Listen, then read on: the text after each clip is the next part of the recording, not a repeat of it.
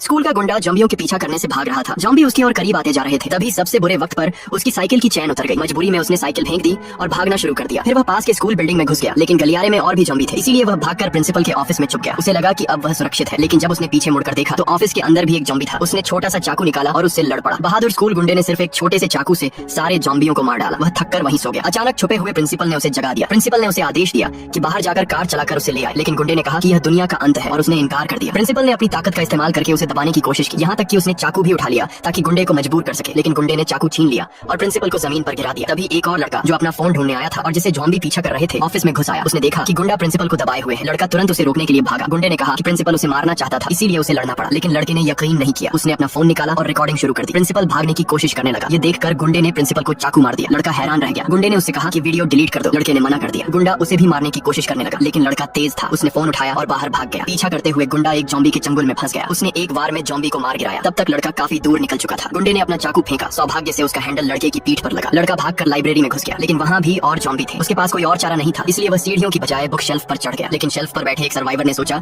कि लड़के को जॉम्बी ने काट लिया है, इसलिए उसने उसे धक्का दे दिया। उसी वक्त गुंडा भी आ गया और उसने सर्वाइवर को नीचे धक्का दे दिया। गुंडा फिर से लड़के का पीछा करने लगा। लड़का तेजी से इधर उधर बचते हुए भाग रहा था ताकि जॉम्बियों और गुंडे दोनों से बच सके। वह फिर से शेल्फ पर चढ़ गया। गुंडा भी उसके पीछे चढ़ गया। लड़का दूसरी शेल्फ पर कूद गया। गुंडा भी पीछे गया। लड़का तीसरी शेल्फ पर जा पहुंचा। अब दोनों आमने सामने खड़े थे। गुंडे ने कहा, फोन मुझे दे दो। लड़के ने मना कर दिया। उसने फिर से भागने की कोशिश की, लेकिन गुंडे ने उसे नीचे धक्का दे दिया। वह लगभग जॉम्बी के हाथों लग ही गया था। लड़का फिर से भागा, लेकिन अगले शेल्फ पर गुंडा पहले से इंतजार कर रहा था। लड़के ने खुद को बचाने के लिए गुंडे को पकड़ लिया ताकि नीचे न गिर जाए। तभी गुंडे ने उसके पॉकेट में फोन खोज लिया। लड़के ने तुरंत फोन फेंका और वापस पकड़ लिया। गुंडा गुस्से में आग बबूला हो गया और उसका गला दबाने लगा। लड़के ने फोन से उसकी आंख पर मारा। फिर उसने गुंडे को धक्का देकर जॉम्बियों के बीच गिरा दिया। अभी के लिए लड़का सुरक्षित था।